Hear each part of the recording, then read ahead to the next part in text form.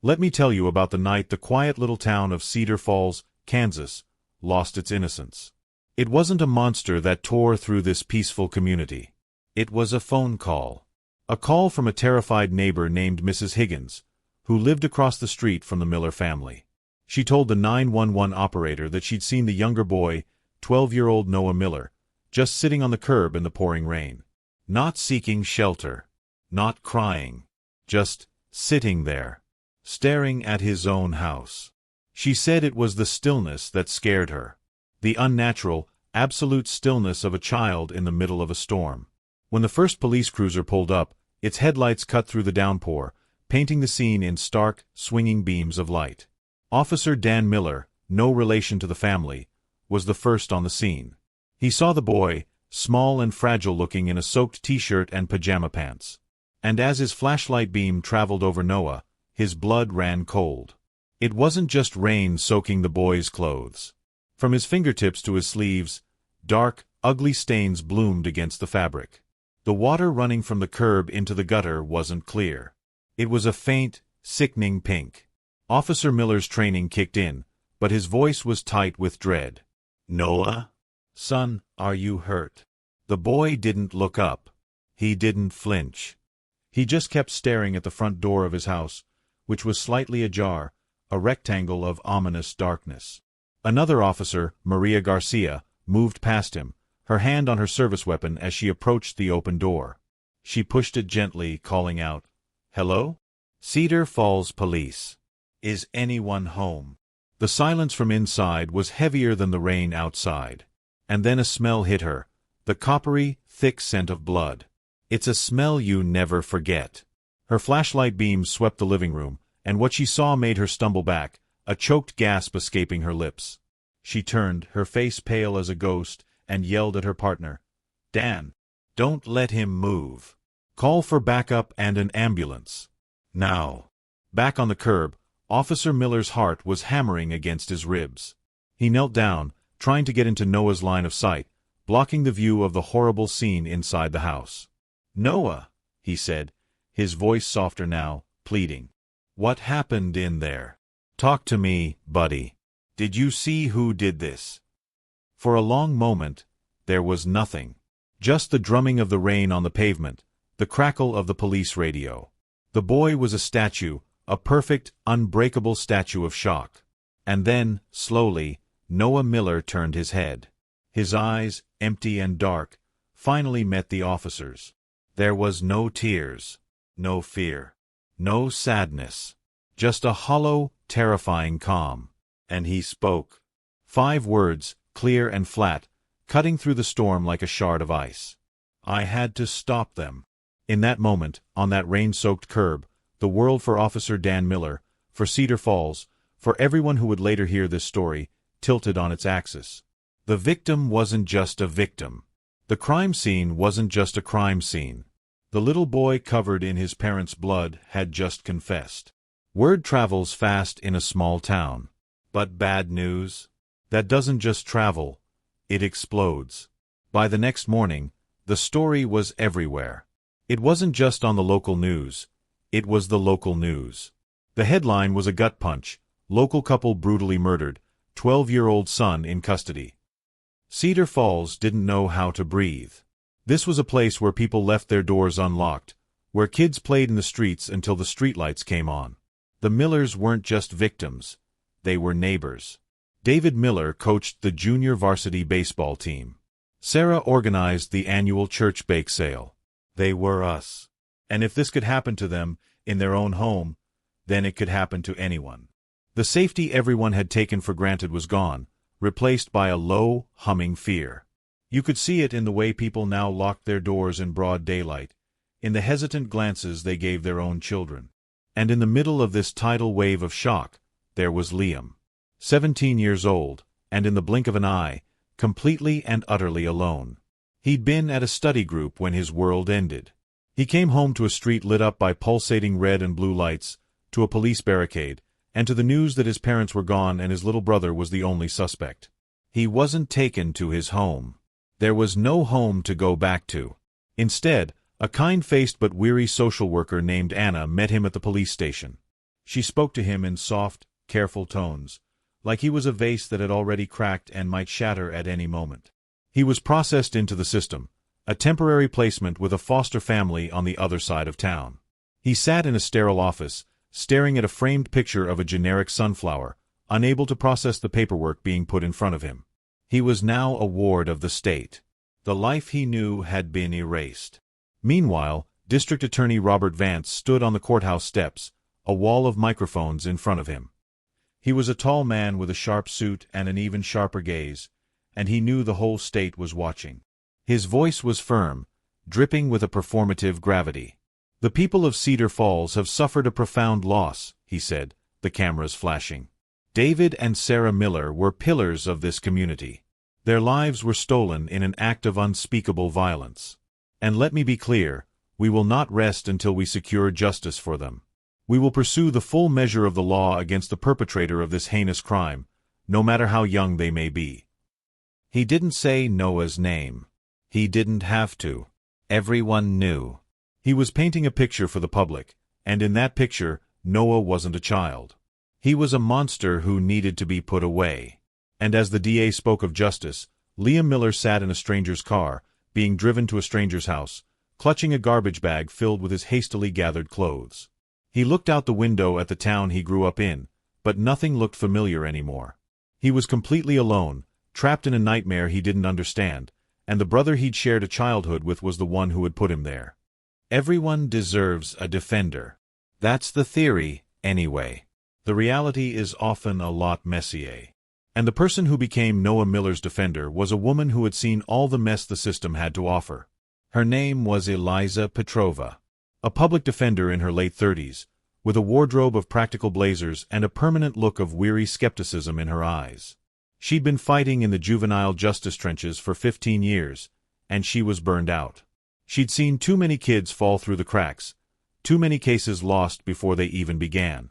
When the file landed on her desk, State versus Miller, N. Juvenile, she felt that familiar, heavy dread. A double homicide. A confession. It was the kind of case that ended careers, the kind you were almost expected to lose. Her first meeting with Noah was in a sterile, windowless room in the juvenile detention center. The air smelled of bleach and despair. When they brought him in, Eliza's breath caught in her throat. He was so small. He looked younger than 12, drowning in a standard-issue jumpsuit. He didn't look like a monster. He looked like a scared, lost little boy who had retreated so far inside himself, he might never find his way out. She tried to talk to him.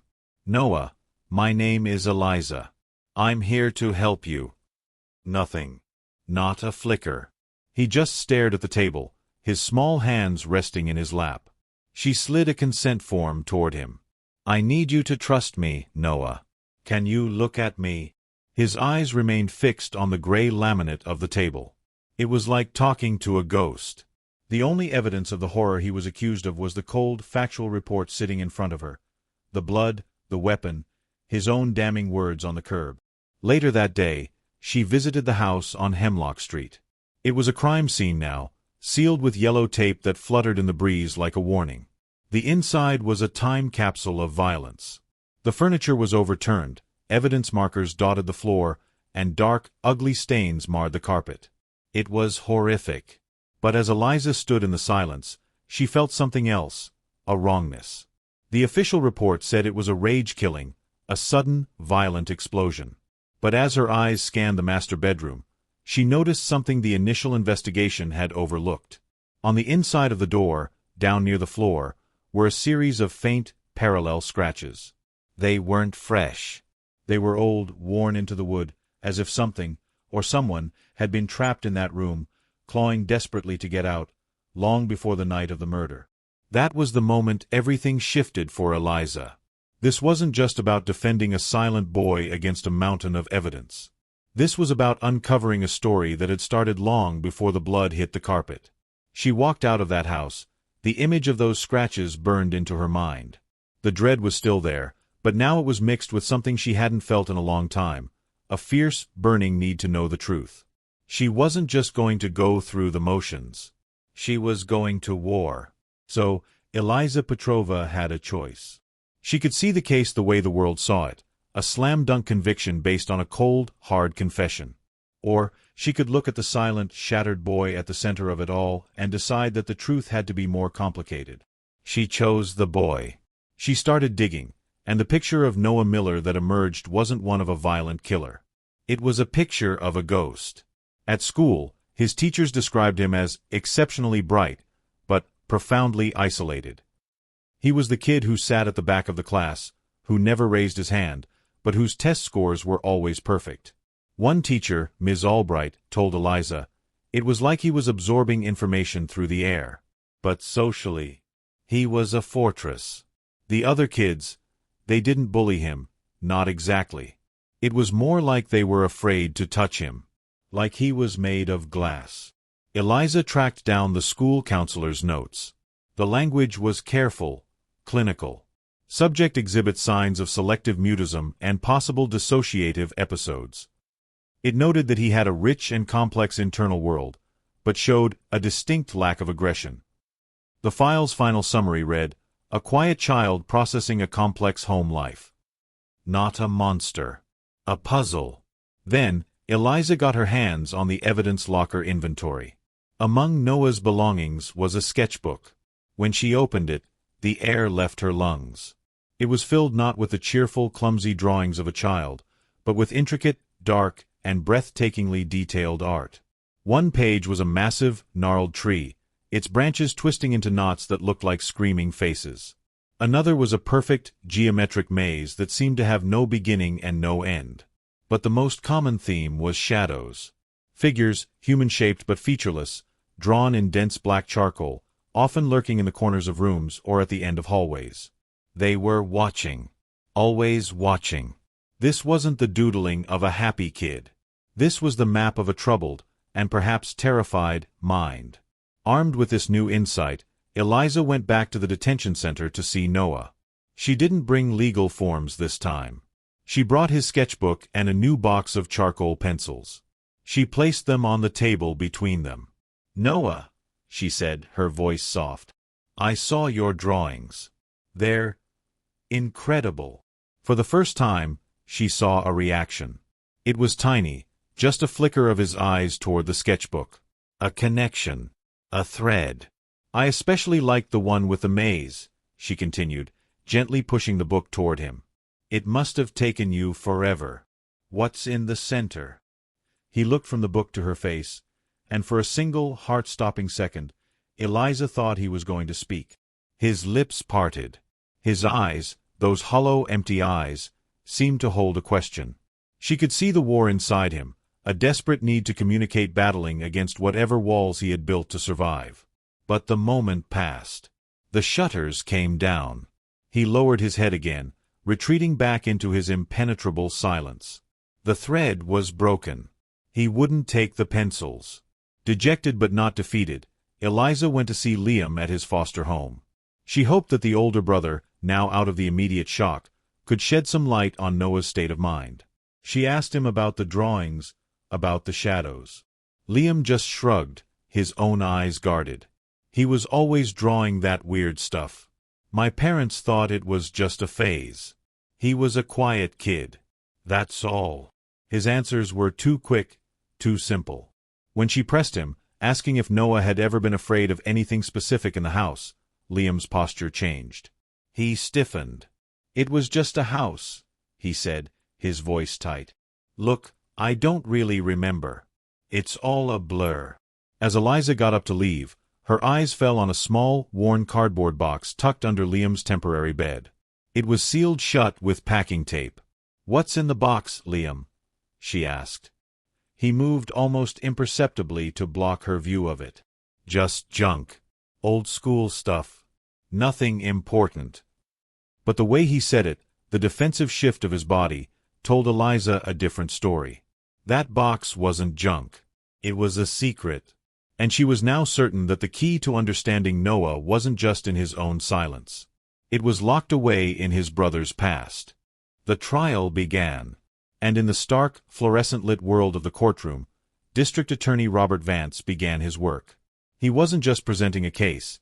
He was building a monster, brick by brutal brick, right in front of the jury. And he was a master architect. He stood before the 12 men and women, his voice a low, confident drumbeat of authority. "Ladies and gentlemen of the jury," he began, "what happened in the Miller home on the night of November 12th was not a tragedy. It was an execution. It was the calculated, cold-blooded murder of 2 loving parents by their own son." He painted a picture of a happy, normal family. He showed them photos of David Miller grinning at a school barbecue, of Sarah laughing as she planted flowers in their garden. He made them real, he made them loved, and he made their loss feel personal to every single person in that room. Then, he introduced the murder weapon. It was a hunting knife, a sleek, terrifying thing sealed in a clear evidence bag. It had been found in the kitchen sink, washed clean, but forensics had confirmed the traces of blood in the handle's crevices matched both David and Sarah Miller. "The defendant," Vance said, turning and pointing a steady finger at Noah, who seemed to shrink in his oversized chair, "knew this knife was in the garage. He knew how sharp it was. This was not a weapon of opportunity grabbed in a blind rage. This was a choice." Next came the motive. Since there was no history of physical abuse, Vance constructed a more subtle, and in some ways more chilling, theory. He portrayed Noah as a deeply resentful child, a boy who felt suffocated by the expectations of his accomplished parents. He called teachers who testified that Noah was withdrawn and resistant to authority. He presented Noah's dark sketchbooks not as the cries of a troubled soul, but as evidence of a brooding, violent mind. "The drawings of shadows, of mazes with no exit," Vance told the jury, his voice dropping to a conspiratorial whisper. "These are not the doodles of a happy child. These are the blueprints of a prison he felt he was in. A prison his parents had built. And on November 12th, he decided to tear that prison down." But the most damning moment, the piece of evidence that made several jurors physically recoil, was the testimony of a classmate of Noah's. A nervous boy named Tommy Evans. Under the DA's gentle prompting, Tommy recounted a day, months before the murders, when the class was asked what they wanted to be when they grew up. "And what did Noah Miller say?" Vance asked, his tone almost gentle. Tommy swallowed hard, avoiding looking at Noah. He didn't want to be anything. He said he just wished his parents would disappear." The courtroom erupted in a collective, sharp gasp. Eliza felt her stomach drop. It was a perfect, poisonous piece of testimony. Out of context, it sounded like a prophecy, a confession of intent.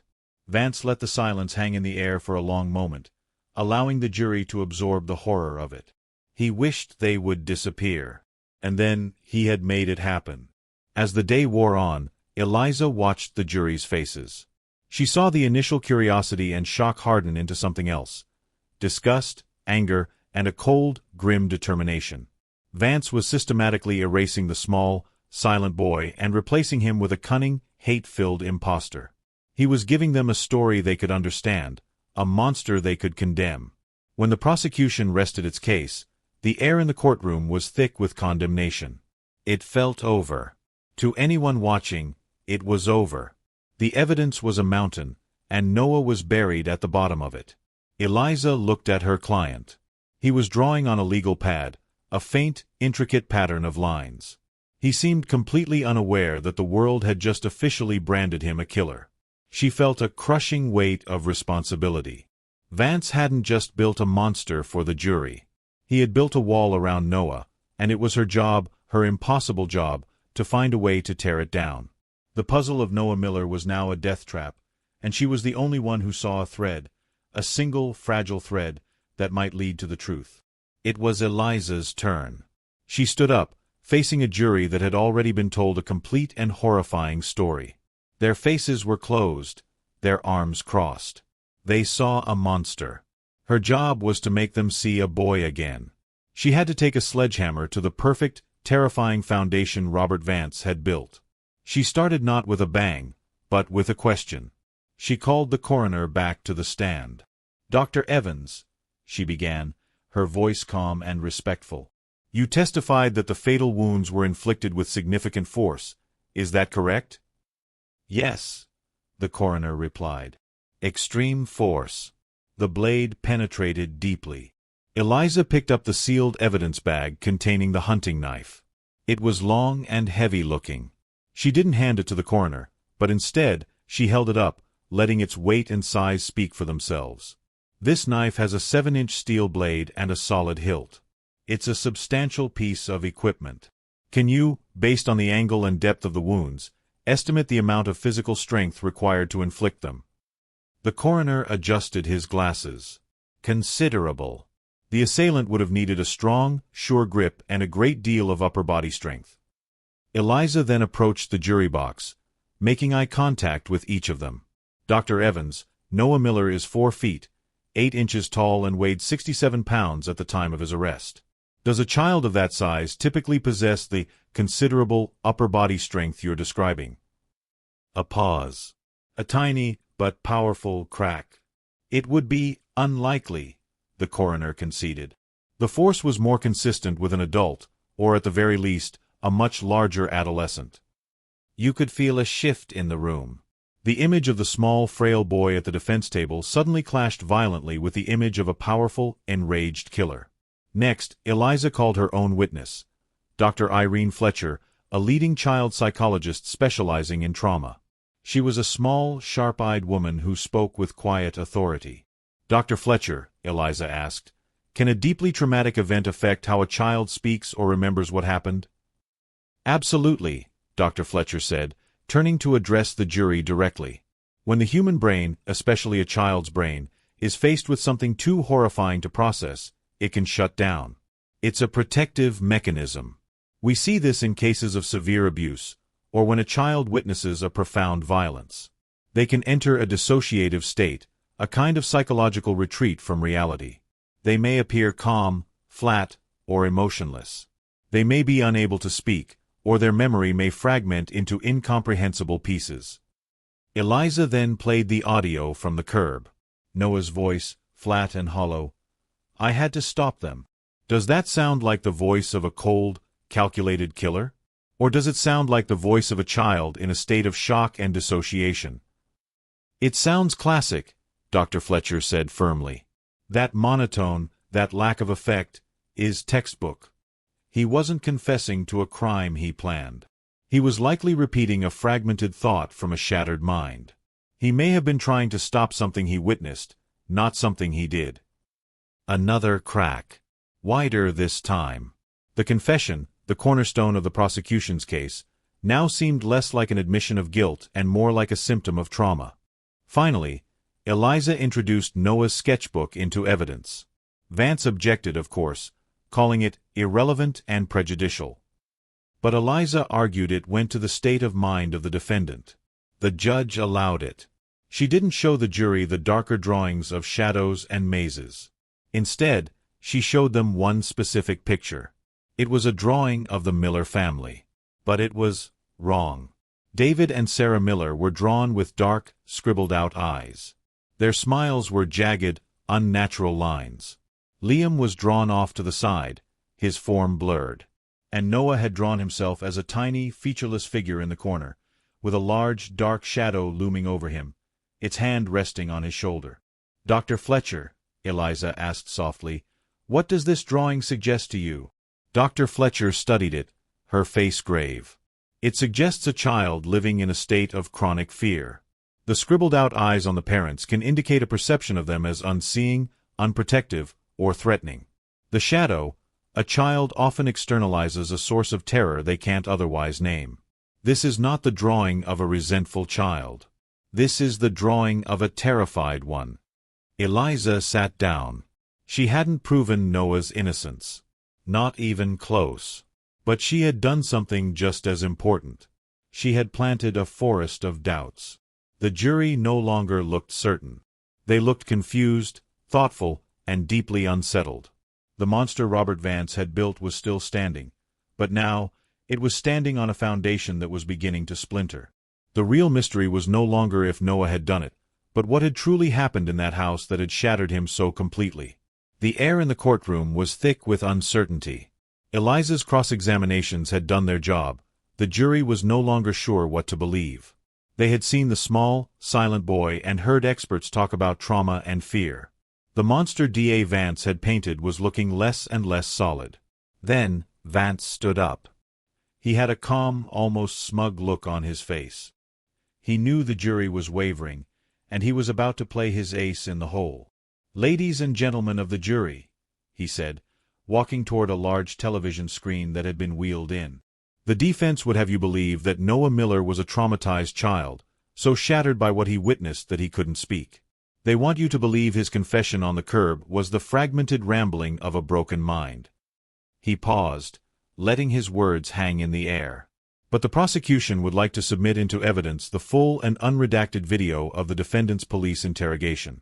What you are about to see is not the face of trauma. It is the face of a liar, whose flimsy story evolved when he realized he was caught." Eliza's blood ran cold. Full interrogation? She had only ever seen the transcript of the curbside exchange. The police report had stated Noah had clammed up and refused to speak after that. This was an ambush. The lights in the courtroom dimmed. The screen flickered to life. It showed a different room, the sterile beige interview room at the police station, hours after Noah had been picked up from the curb. He was still in his blood-stained clothes, looking even smaller under the harsh fluorescent lights. He was rocking back and forth, just slightly, a slow, rhythmic motion. Detective Miller was there, his voice gentle but persistent. "Noah, we need you to help us understand. We found the knife. We know you were there. Just tell us why."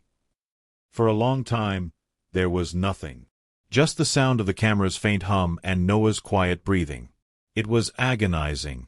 He looked like exactly what Eliza had argued he was, a terrified, traumatized child. Then, the detective leaned forward. "Noah, your brother Liam is safe. He's okay. You're the only one who can tell us what happened. Why did you hurt your mom and dad?" And that's when it happened. Noah stopped rocking. He looked up, but not at the detective. He looked directly into the camera lens, his eyes wide, pupils dilated with a fear that was so raw, so primal, it was palpable in the courtroom. This wasn't the hollow stare from the curb. This was the terror of a child who had seen a ghost. His voice, when it came, was a thin, reedy whisper. "I didn't hurt them." A murmur rippled through the courtroom. Vance didn't flinch. He had seen the tape. He knew what was coming. The detective, sounding frustrated, pressed. "Noah, you were covered in their blood. You said you had to stop them." Noah flinched as if struck. He shook his head, his small hands gripping the edge of the table. No. I had to stop the bad thing." Eliza felt her heart stop. The bad thing. "What bad thing, Noah?" the detective asked, his tone skeptical. "The bad thing that lives in the walls," Noah whispered, his eyes darting around the room as if he could still see it. "It got out.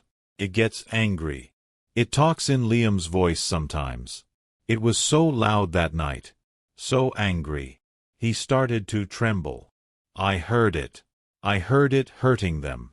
I tried to put it back in the dark. I tried to fight it."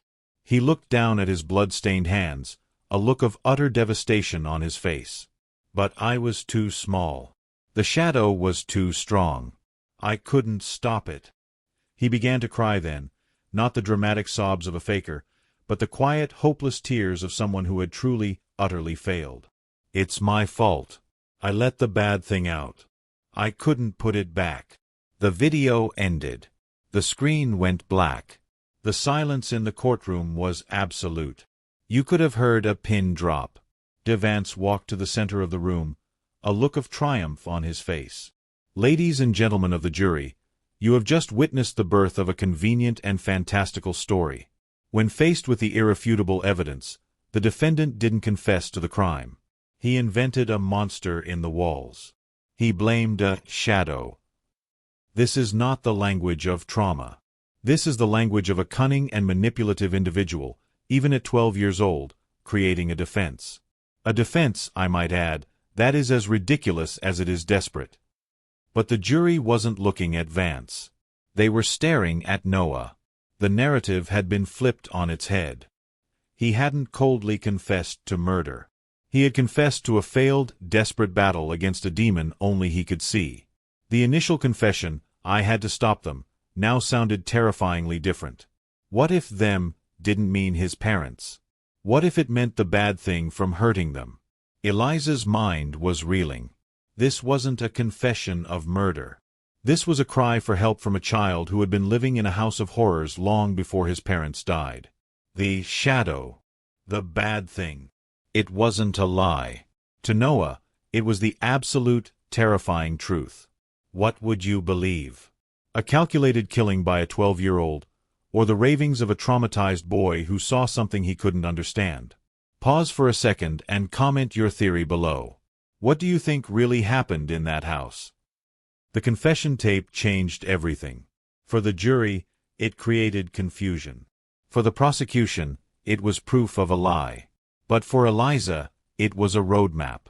Noah's words weren't random madness. They were specific, terrifying clues. The bad thing that lives in the walls. It gets angry. It talks in Liam's voice sometimes. Eliza's mind raced, connecting the dots. The scratches on the inside of the parents' bedroom door, Liam's too-perfect alibi, his defensive posture when she'd asked about Noah's fears. She needed to see Liam again. She found him in the sterile visiting room of his foster home. He was more guarded than ever, his shoulders hunched, his eyes avoiding hers. The confident older brother was gone, replaced by a nervous, cornered young man. "Liam," Eliza began, her voice calm but firm. Noah talked in his interrogation. He said a lot of things. Liam's head jerked up. What did he say? He talked about a bad thing in the house. A shadow. He said it got angry. He said it talked in your voice. The color drained from Liam's face. It was a visceral reaction, a sudden, stark whiteness that confirmed everything Eliza had suspected. This wasn't news to him. That's crazy," he stammered, looking down at his hands.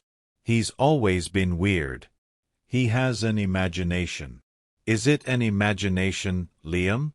Eliza pressed, leaning forward. He was specific.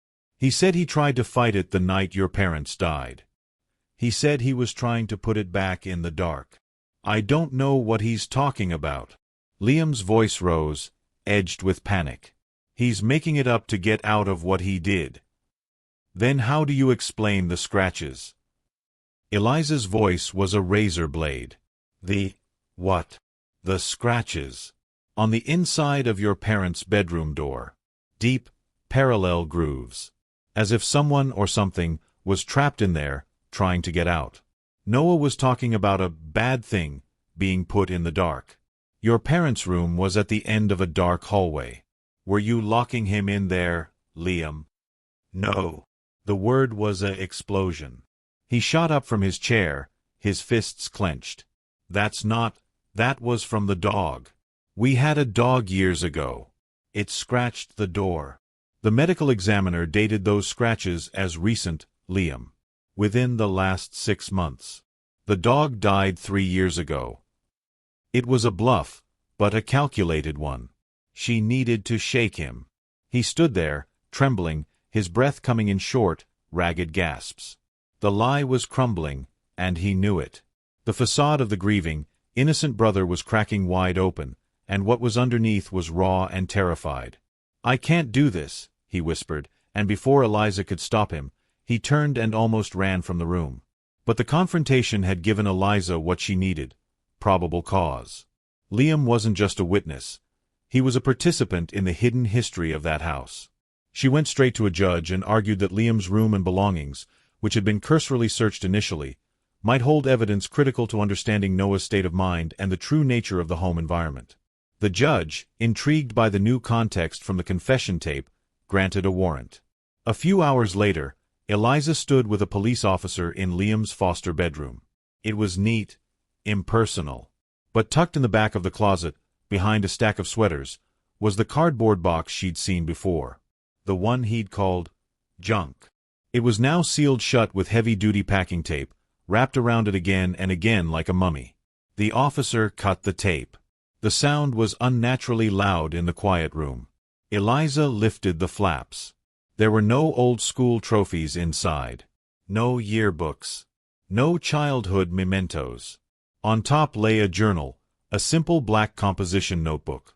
Beneath it were a dozen or more audio cassettes, the old-fashioned kind, each one labeled with a date in Liam's handwriting. The dates went back over a year. With a sense of grim foreboding, Eliza opened the journal. The first entry was from 14 months ago. October 12th. Dad locked me in their room again for talking back. 3 hours. I hate the dark in there. Feels thick. I told Noah it's because a bad thing lives in that room, that it gets angry if we're too loud. He believed me. He always believes me. It's easier when he's scared. He stays quiet. Eliza's hand flew to her mouth. It wasn't a shadow. It wasn't a monster. It was Liam. She flipped through the pages. The entries were a chronicle of psychological torture. Liam, the angry, resentful teenager, had been systematically terrorizing his little brother. He'd created the bad thing. He'd whispered to Noah in the dark, pretending to be the shadow.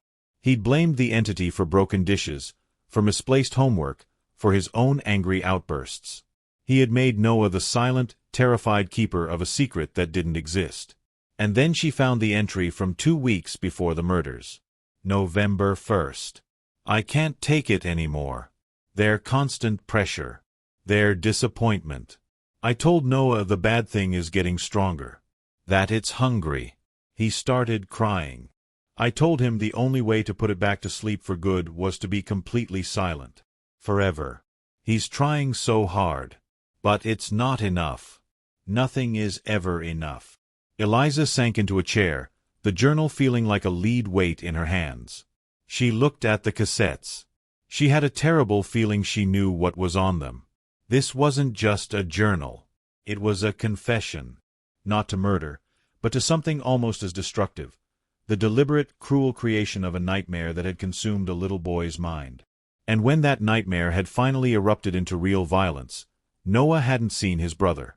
He'd only seen the shadow he'd been taught to fear his entire life. Back in her office, with the door locked and the world shut out, Eliza began to piece together the horrifying puzzle. The journal was one thing. But the cassettes were the proof. She found an old player in a storage closet, her hands trembling as she pressed play on the first tape. The voice that filled the silent room wasn't the Liam she knew. It was a low, guttural, distorted whisper, dripping with a manufactured malice. It was the voice of the shadow. Noah, the voice hissed on the recording. Can you hear me? I'm in the walls. I can see you. You didn't finish your homework. The noise of your pencil, it makes me angry. Eliza fast-forwarded. Another tape, another date. You told your mother about the boy at school. You spoke. You know you're not to speak of me. Now I am hungry. Something will break tonight. And it will be your fault. The next morning, according to Liam's journal, a vase in the living room had been found shattered.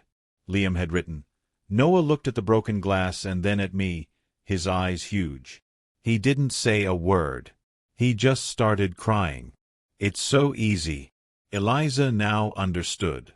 This wasn't just bullying. This was a sophisticated, long-term campaign of psychological terror. Liam, the brilliant, resentful older brother, had created an imaginary monster and then become it. He used the old ventilation system in the house, the gaps in the floorboards, any way he could to whisper to Noah without being seen. He was the voice in the dark. He was the reason for every unexplained bad thing. He was the architect of Noah's prison. She brought in a forensic psychiatrist, Dr. Miles, and played him the tapes. His face grew pale. What we're looking at, he said, his voice hushed, is a severe case of induced psychological dependency, sometimes called folie à deux. The dominant individual, Liam, imposes a delusional system onto the weaker, more impressionable one, Noah. In Noah's mind, the bad thing was as real as you or I. Liam wasn't just his brother. He was also his tormentor and, paradoxically, his protector from that same tormentor. It's a level of control that is utterly devastating. The final, terrible picture was coming into focus. The night of the murder. Liam, his own rage at his parents finally boiling over. He snaps. The argument turns violent. And Noah, hiding, listening, hears it. But he doesn't hear his brother Liam. He hears the angry, guttural screams of the bad thing he'd been taught to fear his whole life. The shadow had finally gotten out. Eliza imagined it. Noah, his small body trembling with a terror he'd lived with for years, hearing his parents being attacked by the monster from his nightmares. He wasn't hiding from the police. He was hiding from the shadow. And then, the bravest, most tragic moment of his life. He didn't grab the knife to attack. He grabbed it to protect. He went into that living room not as a killer, but as a little boy trying to slay the dragon he'd been told lived in his house. He saw the shadow, his brother, attacking his parents, and he tried to fight it. He tried to put it back in the dark. He failed. The struggle was brutal, chaotic. The blood on his clothes wasn't just from his parents. It was from the chaos of trying to intervene in a violent attack perpetrated by someone much stronger than him. In the aftermath, with Liam gone and his parents dead, the only narrative his shattered mind could form was the one Liam had programmed into him. I had to stop the bad thing. I couldn't put it back. It's my fault. He wasn't confessing to murder. He was confessing to failure. Eliza put her head in her hands. The entire case was a tragic, horrifying misunderstanding. The real killer was Liam, who had then hidden behind the perfect alibi he'd spent years constructing, his own brother's broken mind. He had weaponized Noah's silence, his trauma, his love, and used it as a shield. Noah Miller wasn't a monster. He was a victim who had, in a moment of unimaginable courage, tried to be a hero in a story only he could see. And for that, he was sitting in a courtroom, facing death. Eliza now had the truth. But would it be enough? She had to prove that Liam's psychological abuse was so profound, so real to Noah, that it directly led to the events of that night. She had to make a jury understand that the shadow was real, because Liam had made it real. And she had to do it before a 12-year-old boy was sentenced to die for a crime he never meant to commit. Eliza didn't sleep. She spent the night surrounded by a fortress of legal pads, the damning journal, and a transcript of the cassette tapes. She wasn't just preparing a legal motion, she was building a bomb, and she was about to drop it right in the middle of Robert Vance's perfect case. The next morning, before the judge could gavel the day into session, Eliza was on her feet. Your Honor, the defense urgently moves to introduce new evidence and call new witnesses. Evidence that proves the defendant, Noah Miller, acted under a delusional compulsion directly induced by years of systematic psychological abuse perpetrated by his brother, Liam Miller. The courtroom, which had been settling into a familiar rhythm, suddenly snapped to attention. D.A. Vance shot up like a rocket. Objection, Your Honor. This is a blatant, last-ditch attempt to smear a grieving victim. This so-called evidence is irrelevant, prejudicial, and frankly, a fantasy. Judge Cartwright, a man with a face like weathered stone, held up a hand. Counselor Petrova, the prosecution has rested its case. The burden for reopening it is exceedingly high. Convince me. This was it. This was her one shot. Eliza laid it all out. She spoke of the journal, detailing the creation of the bad thing. She described the cassette tapes, the voice of the shadow that was, in fact, Liam's voice. She explained the psychological concept of folie à deux, how Liam had built a prison of fear inside his brother's mind. This evidence provides the context for every piece of the prosecution's case, Eliza argued, her voice ringing with a conviction she hadn't felt until now. It explains the chilling confession. Noah wasn't describing a murder he committed. He was describing a battle against a monster he genuinely believed was real. It explains the lack of motive. His motive wasn't resentment. It was a desperate, delusional attempt at heroism. The perpetrator of this abuse, Liam Miller, is the state's own witness. His credibility is central to this case, and we now have proof he is a liar and an abuser. Vance was fuming. Your Honor, this is character assassination. These are the private writings and recordings of a traumatized teenager. They prove nothing about the night of the murder except that the defendant had a troubled home life, which is not a defense for double homicide. The legal tennis match was dizzying. Back and forth they went, their voices sharp and urgent. Eliza argued for the truth. Vance argued for procedure. The entire case was hanging in the balance, suspended between a legal technicality and a horrifying reality. Judge Cartwright listened, his fingers steepled, his expression unreadable. The fate of a 12-year-old boy depended on which argument he found more compelling, the strict letter of the law, or the pursuit of a deeper, more terrible truth. Finally, after what felt like an eternity, he lowered his hands. "The court is faced with extraordinary allegations," he began, his voice slow and measured. "Allegations that, if true, fundamentally reshape our understanding of the defendant's state of mind and actions." He looked at Eliza, then at Vance. "The motion to introduce the journal and audio recordings is granted." A wave of gasps swept the room. Vance looked like he'd been physically struck. "However," the judge continued, raising his voice over the murmurs, "I am allowing this evidence only as it pertains to the defendant's mental capacity, intent, and the environment of the home. The defense will not assert that Liam Miller committed the physical act of murder without direct, physical evidence linking him to the crime scene. Is that understood?" It was a compromise. A huge victory, but a limited one. She could prove Noah was abused and brainwashed, but she couldn't outright point the finger at Liam as the killer. She had to make the jury connect those dots themselves. "Understood, Your Honor," Eliza said, her heart hammering. It was enough. It had to be. The judge nodded. "We will reconvene tomorrow. The defense may call its new witnesses then." As the gavel fell, Eliza felt a surge of adrenaline so potent it made her dizzy. She had done it. She had gotten the evidence in. But the hardest part was yet to come. She now had less than 24 hours to prepare to put Liam Miller on the stand and tear his life apart in front of God and everyone. She had to expose the shadow, not as a monster in the walls, but as the boy sitting in the witness chair. The race was on, and the finish line was a verdict that would either save a broken child or condemn him to die for a crime he never truly understood. The air in the courtroom was so thick with tension you could almost see it. Every seat was filled. The jury sat forward, their faces a mixture of skepticism and intense curiosity. Today was the day they would hear from the golden child, the grieving son, the other brother, Liam Miller. Eliza felt a cold calm settle over her. This was it. The entire case hinged on this moment. She had to be a surgeon, precise and merciless, cutting away the layers of lies to reveal the rotting truth beneath. Liam took the stand. He was dressed in a simple, respectful button-down shirt. He looked every bit the victim, the survivor of a terrible tragedy. He swore to tell the truth, his voice clear and steady. He was ready. Eliza began gently, almost sympathetically. She had him confirm his alibi, the study group, the timeline, the fact that he came home to a nightmare. She let him paint the picture of the happy family, the picture the prosecution had already sold to the jury. She let him feel safe. And then, she changed direction. "Liam, you described your brother Noah as quiet and having an imagination. Can you elaborate on that?"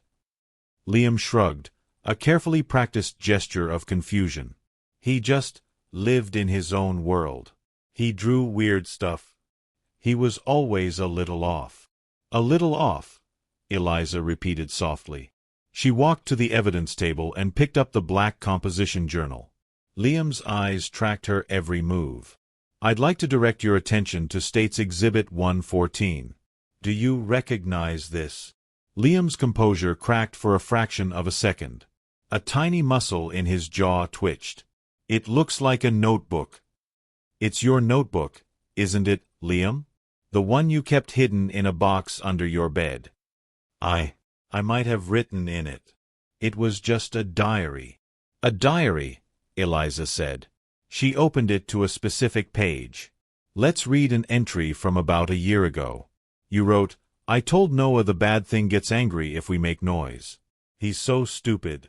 He actually tiptoes around the house now. It's almost too easy.'" She looked up at him. "What bad thing were you referring to, Liam?" The courtroom was dead silent. Liam shifted in his seat. It was a game. A stupid game we played." "A game?" Eliza echoed. She turned to another page. Here's another entry. Locked in their room again. 3 hours. I told Noah the shadow was scratching at the door because it was hungry.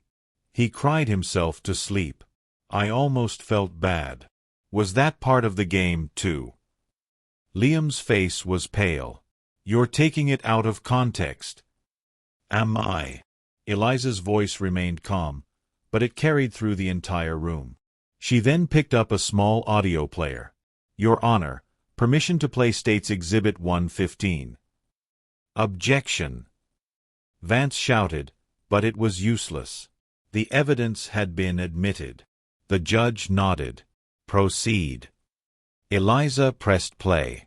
The distorted guttural whisper filled the courtroom, making several jurors jump. Noah, I can see you breathing. Too loud. The noise. It makes me angry. You will be punished. Liam stared straight ahead, his knuckles white as he gripped the edge of the witness stand. That's your voice, isn't it, Liam? Eliza asked, her tone now sharp as a blade. No, he whispered. It's on tape, Liam. We have a dozen of them. This was your game. Terrorizing your little brother? Convincing him a monster lived in the walls, and then becoming that monster for him.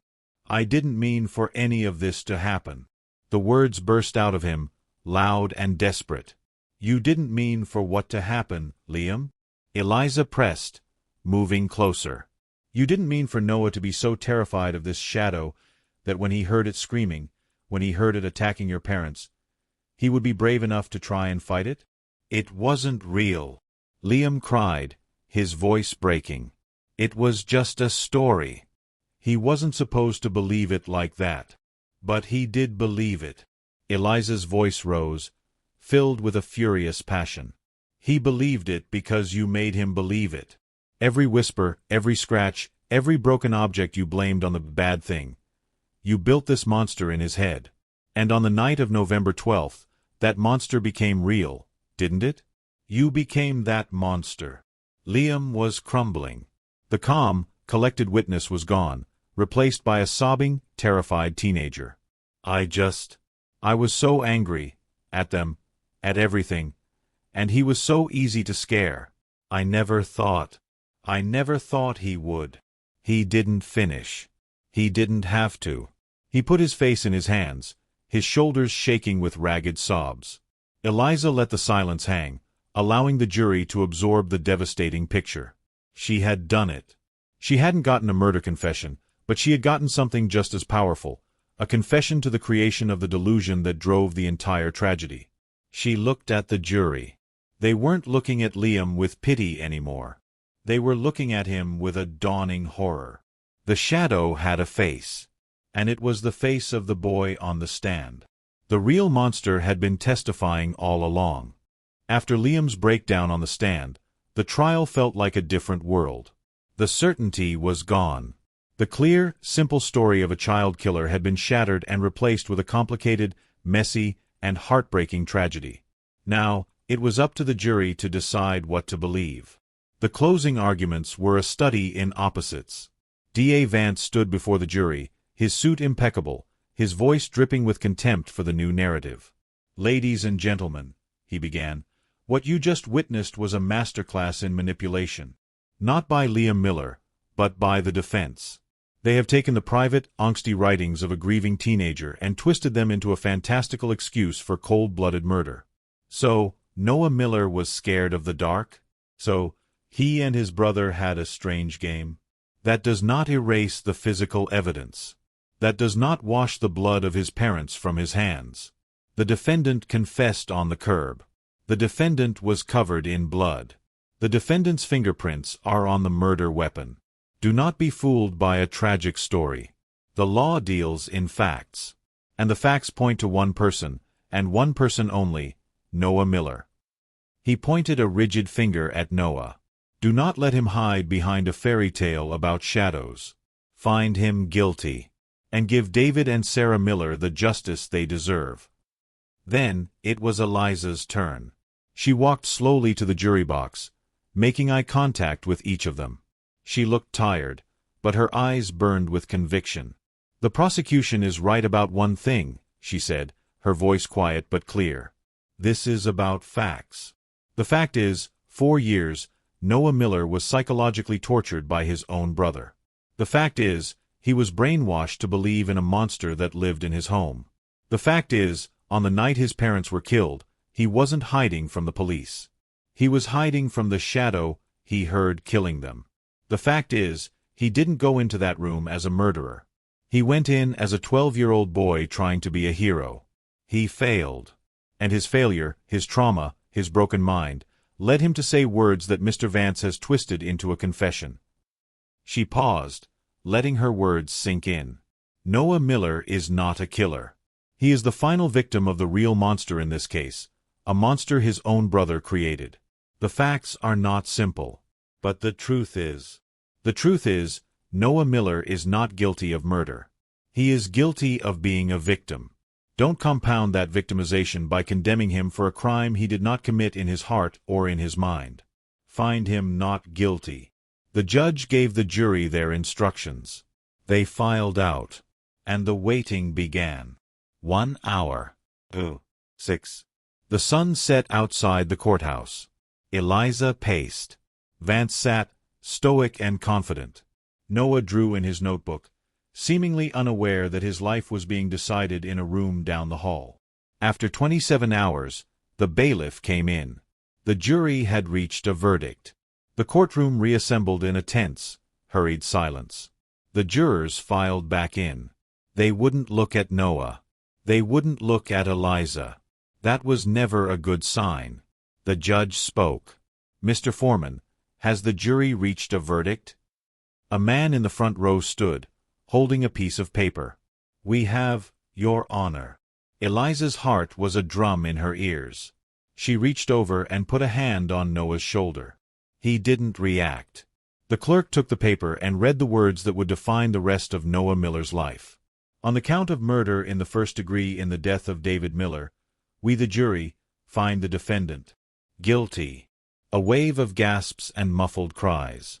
Eliza's knees went weak. The clerk continued, her voice echoing in the terrible silence. "On the count of murder in the first degree in the death of Sarah Miller, we the jury find the defendant guilty." It was over. The system had spoken.